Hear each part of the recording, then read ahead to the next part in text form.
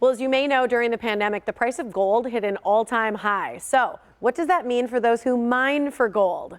Well, joining us now is gold miner Rick Ness. He's from Milwaukee, and he's one of the stars of Discovery's #1 rated show, It's Gold Rush. Good to see you, Rick. Thanks for having me. Absolutely. Welcome back to Milwaukee. I know you're back in town after the show has been finished filming. So Gold Rush, #1 show on Discovery. Why do you think makes it so great? Why is it #1? You know what, season 11 and it's still #1. It just blows my mind. I think it has a lot to do with just what we do. You know, it's a bit of the American dream, and I think there's a lot of people find it. You know, there's this romantic notion, you know, that there's gold in the ground, and it's available and you can dig it up, and that just the thought of that, I think, gets people excited. The reality of that is that it's very expensive and takes a lot of it takes a lot of work, but I think that's probably it. I used to work for a gold company out of Italy for jewelry, and so I do know something about gold, and I think it's an incredible process. I want to know, how does someone become a miner, and how does someone become a miner from Milwaukee? It's quite simple, actually, if you just do what I did. I was a full-time touring musician for 8 years. I played a show in Alaska at one point. I decided I really liked it there. I talked to a guy that was mining for gold out there. I got a job, and then 9 years later, I opened up my own mining company. So it's as simple as that. Wow. Okay. What's it like? I mean, are you down under the ground? Are you doing through water too? I mean, what is it? How does it work? Yeah. So the kind of mining that we do is called placer mining. It's not underground.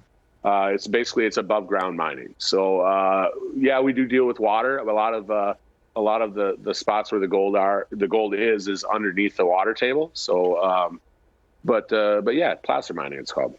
Okay. So last year was not a good year for you, Rick. You barely broke even. You basically lost all your profits. You lost your crew.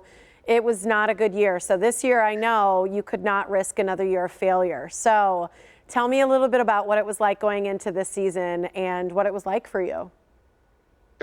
Yeah, there was a whole lot of redemption that I was looking for this year. And, you know, it took a lot. It took a lot of reflection last year. I'm not real big on losing, and I haven't done a whole lot of that in my life. And last year was extremely tough for me. And last winter was even tougher, you know, having to live with it and figuring out how I was going to make sure it didn't happen again. And it took a lot of reflection and a lot of figuring out who I was and how I forgot that. And, you know, I had to get back to my roots this year. I had to figure out where I belonged. It's not behind a desk. You know, I thought maybe starting my own company, there'd be a certain amount of desk time. No, I don't belong there. I belong out in the field. And yeah, it just took a lot of, I had to look inside for a lot of what I needed for this year. I like hearing about that search to find yourself and know yourself that well. Where is gold found? Where were you? Because it's not in a valley. You were up in a mountain. Yeah, so we're in the mountains outside of Keno City, Yukon Territory. It's an unbelievably beautiful place. It's actually really well known for silver as well. There's a lot of underground silver mining that goes on there, but also some big time placer gold deposits as well. Did you find gold? Did you find massive nuggets of gold? We did find gold, yes. You did? Well, you're going to have to watch the show Friday nights on Discovery to find that out. How far into the season do we find you finding gold? Oh, well, we found gold all season, so I would imagine hopefully episode 1 tonight, you'll see gold. Okay, I like this already. So then this season for mining, how long is the process of you mining? Because I know, like you said, you're back home now, you're in Brookfield, and how long did you have to seek gold? And I don't know if you can tell us how much you found. Definitely can't tell you how much I found, but no, usually the season is you know, end of March, early April start time, and then till about early October, mid-October. It's all dependent on the weather. I mean, the weather changes a lot quicker up there.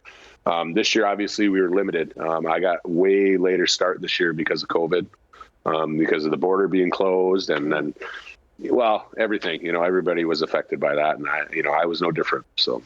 Thanks for joining us here on the Morning Blend. We look forward to maybe chatting with you again in the future. Can't wait. Thanks for having me. You can watch the Discovery series. It's Gold Rush. It's Fridays at 7 p.m. Central.